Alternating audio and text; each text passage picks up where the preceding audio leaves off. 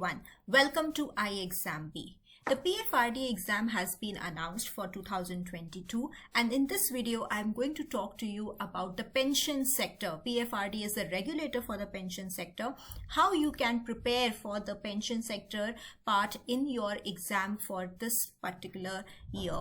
The registration window is already open. It will remain open till the 7th of October.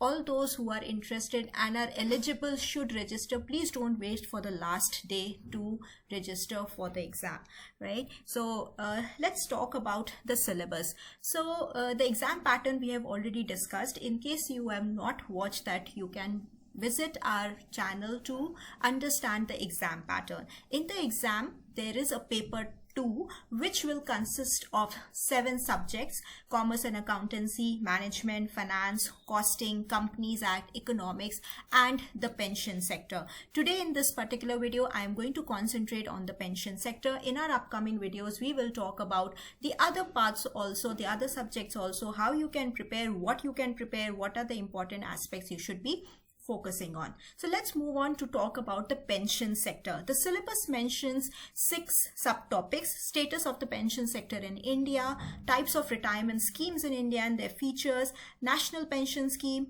Atal Pension Yojana, annuity plans, and the basic of investment. What you should study, how you should study, and how they are interconnected is what I am going to tell you today. So if I talk about pension is basically an instrument or a way to basically save also, and also it becomes a means of your old age income security. It's like you're saving throughout your working life so that you can fund yourself when you are not working in your old age, right? So it's a very, very important social security. It is very important for everybody to save for the future. The different types of pension systems that exist consist of the non-contributory government funded. What this means is that the person for whom the pension is being accumulated, he is not contributing towards building that fund, and it is actually being funded by the government. They become a burden on the government. There are less of such schemes in India, but yes, we do have some schemes. For example, the ones run under the National Social Assistance Program, like the Indira Gandhi National Old Age Pension Scheme, the Indira Gandhi National Widow Pension Scheme, and the Indira Gandhi National Disability Pension Scheme, where the government is providing pension to certain below poverty line persons which fall in this category. A monthly pension is being provided and people are not contributing towards it. The other system is the defined benefit kind of a pension scheme, where the benefit, that is the pension that you will get over the years after your retirement, that amount is known, and the people may or may not be contributing towards it. If you are contributing, it is known as pay as you go. Okay, it is known as pay as you go if you are contributing towards it, and if not, then it can be funded also. But the benefit, the pension that you will get on retirement is known, or is actually calculated based on certain formula. The examples of these include the defense pensions given to the defense personnel, and also the contributions that one makes to the EPFO. So a part of the contribution that is being made by the employer for the EPFO goes towards another scheme known as the EPS, Employee Pension Scheme. Here also your benefit is defined based on a workable formula of their last drawn salary with the salary ceiling that is mentioned. So these fall under the category of defined benefit. And then we have the newest form, which is the defined contribution. In what this means is a minimum contribution that has to be made is being defined, and what you will ultimately get as the pension will depend on the performance of the fund that is being created out of your contribution. These include the 2 most important schemes which currently run in under pension sector: the National Pension System, NPS, and the Atal Pension Yojana, AP. Why? These are the most important and widely growing pension sector schemes currently. Both of these schemes are being managed by and regulated by the pension sector regulator PFRDA, the NPS and the Atal Pension Scheme. So PFRDA actually, there was an interim setup of PFRDA in 2003 after the recommendation of a committee through the OASIS report. So this was a OASIS report. You can write what is the full form of OASIS in the comments box. This report had come, and on the recommendation of this PFRD, the pension sector was thought to be important and to be set up. Finally, however, the actual formation or the legal setup of PFRDA happened through the PFRDA Act in 2013. The scheme NPS has been running, and Atal Pension Yojana also has been running. So for your exam purpose, this is exactly what you have to understand.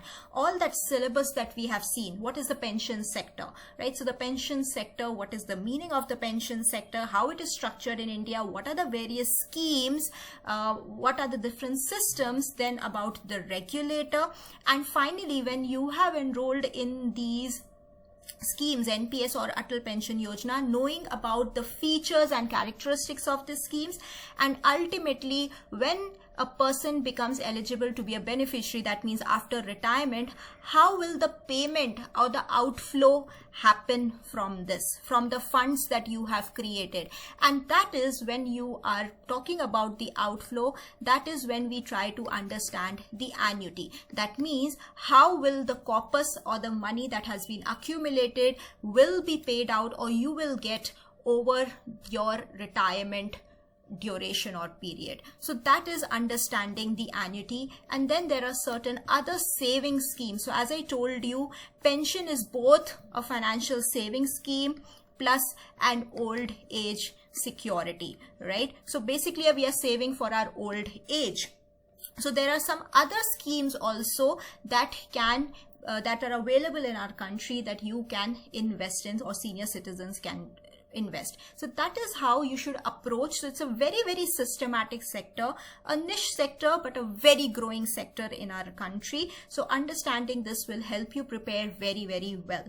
Give you a glimpse of the questions or the type of questions that came last year from the pension sector. They were very direct, okay, very direct questions. So if you follow this and study all these aspects, then there will be no problem in attempting. These will be like 100% of your marks that you can put in your kitty. For example, the first question that came last year was the minimum contribution period under the Atal Pension Yojana.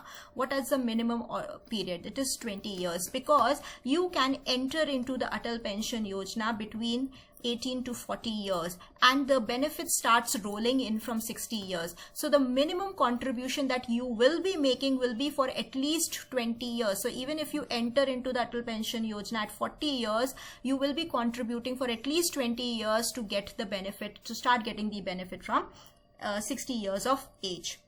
What is the age group to join NPS? This was increased to 18 to 70 years. So that was in the options that was given.